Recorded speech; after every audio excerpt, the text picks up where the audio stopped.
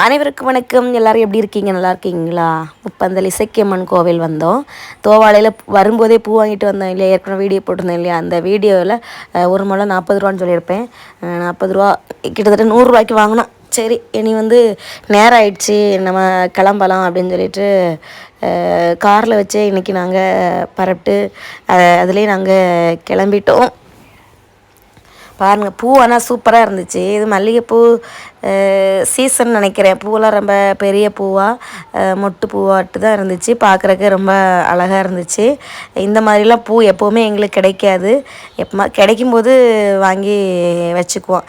சரி, ரெடி ஆயாச்சு. இனி நிகழ்ச்சிக்கு போகலாம்.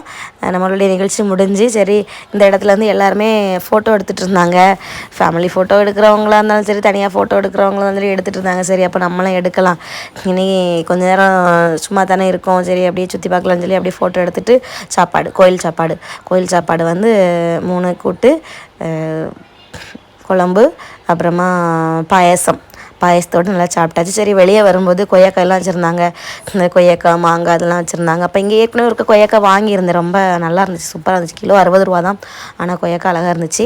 அதனால் கொய்யாக்காயை வாங்கிட்டு சரி அப்போ இனி வீட்டுக்கு கிளம்பலாம் அப்படின்னு சொல்லி வீட்டுக்கு கிளம்பணும். வீட்டுக்கு கிளம்பும் பார்த்தா நம்ம செட்டில் உள்ளவங்க ஃபேமிலியாக ஃபோட்டோ எடுத்துகிட்டு இருந்தாங்க.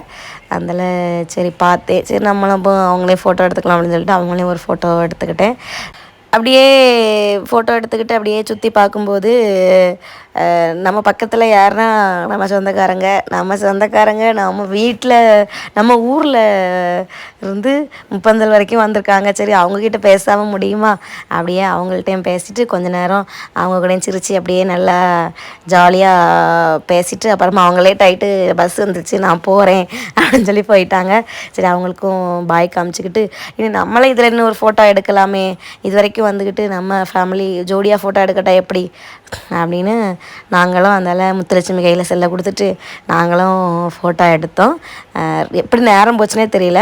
காலையில் 7 மணிக்கே வீட்டிலேருந்து கிளம்புனோம். வீட்டில் சேரும்போது எத்தனை மணின்னு பார்த்திங்கன்னா கிட்டத்தட்ட சாயங்காலம் 6 மணிக்கிட்ட ஆயிடுச்சு. ரொம்ப நேரமாக அங்கே உட்காந்துருந்தோம். அந்த வேப்பமர நிழலில் அப்படியே உட்காந்துருந்தோம். ஆனால் வெயில் தான், செம வெயில். அடிக்கிற வெயிலுக்கு எப்படியோ இருந்துச்சு. இருந்தாலும் பரவாயில்ல, செம ஜாலியாக இருந்துச்சு. இந்த பேரை வச்சு எல்லோரும் என்னை கிண்டல் பண்ணாங்க. பரவாயில்ல, கிண்டல் பண்ணுவாங்க, கிண்டல் பண்ணிட்டு போகட்டும் அப்படின்ட்டு சொல்லிட்டு பார்த்தா என் வீட்டுக்காரங்க கழுத்தில் ஒரு துண்டையும் போட்டுக்கிட்டு நேரம் போகலைன்னு அப்படியே நின்றுட்டு இருந்தாங்க. அப்படியே கோவிலெல்லாம் அப்படியே சுற்றி பார்த்தோம். செம்மையாக என்ஜாய் பண்ணோம். சாமி ஆட்டம்லாம் அங்கே சூப்பராக இருந்துச்சு.